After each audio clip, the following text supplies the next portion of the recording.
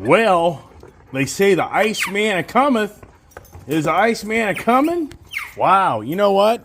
It's hard to believe for me that I bought this camper back in April when the change of season was on our doorstep, and it's hard to believe already it's going to be another change of season on our doorstep. The one thing I've learned is if you're using these propane tanks to heat a camper, you start spending a lot of money. So talking to my friends at Beckley's RV, they highly recommend that I get these space heaters or ceramic heaters, whatever you want to call them.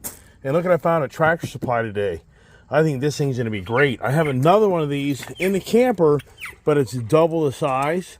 And I can already tell just the one front area in the camper, it's done a really good job. But that'll be for the back garage area.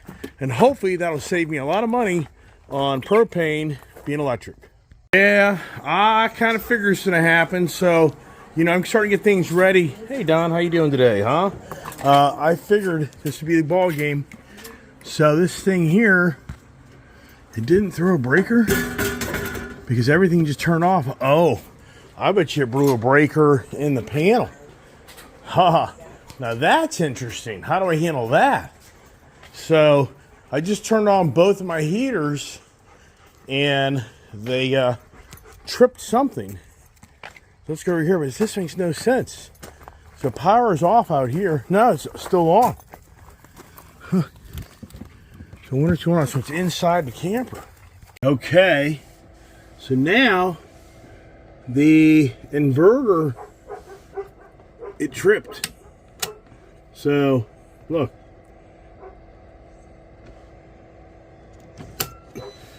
All right, so what's that? It's a 15 amp. So I already know. How do you handle that? I'm gonna have to go to Beckley's RV because they're telling me that you can put these ceramic heaters in your camper and you can keep your camper warm for the winter months.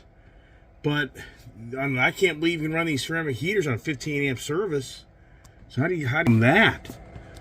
I have no idea. I'm glad I'm testing this right now because it's obvious that I wouldn't be finding this out when it's colder months. That's concerning. And I really want to continue to stay in my camper through the winter months. And there's no way anybody's ever lived in a camper, you'll go through propane. You'll be spending 20, 30 bucks a day in propane. You can spend $1,000 a month just buying propane. I know this. I've been down this road. So for me, I got to skirt the trailer, but I think I make the inflatables. But you look at these jacks, how do you work on those jacks? You don't see that in those pictures. I guess it's better off just skirting it. I mean, those inflatable things are very expensive. There's your little Keefy boy, just loves to play with the ball. He is a ball boy crazy. So, yeah, so I need to watch my video. Be very interesting to hear how do you run these ceramic heaters, electric heaters, when you've got a 15 amp breaker for the inverter in the camper. And you know as well as I do, you don't want to run an extension cord out here and be plugging that in. That's just way too long. That's dangerous.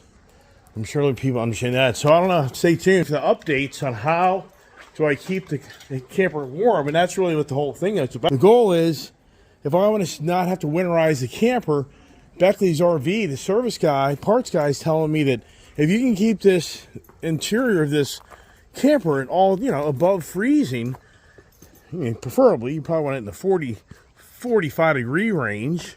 You're not going to freeze up your pipes and have to winterize it. He claims the belly of where all the water is pretty well insulated as long as you do the skirt thing to keep from all cold air getting up underneath this thing.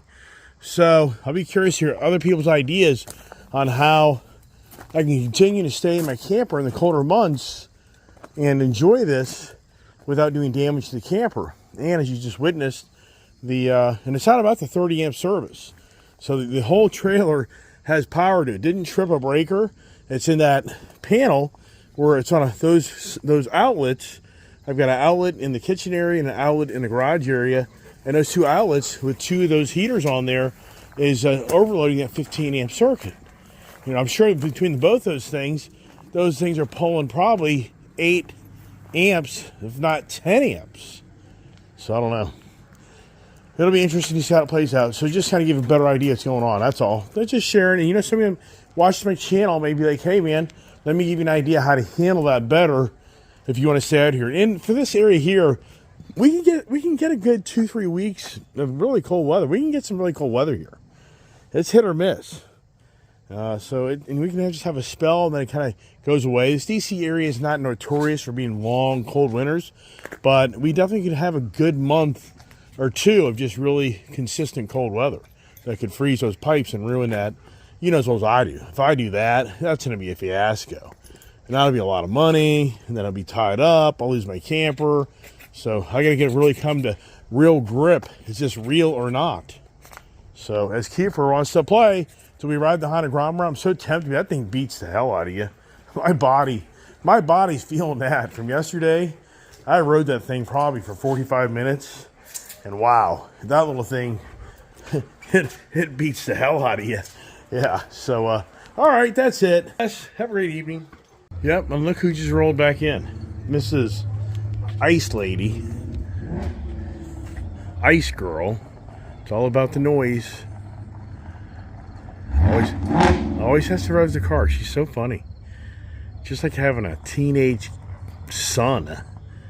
About revving that engine up. But she's not a teenager anymore, for the record.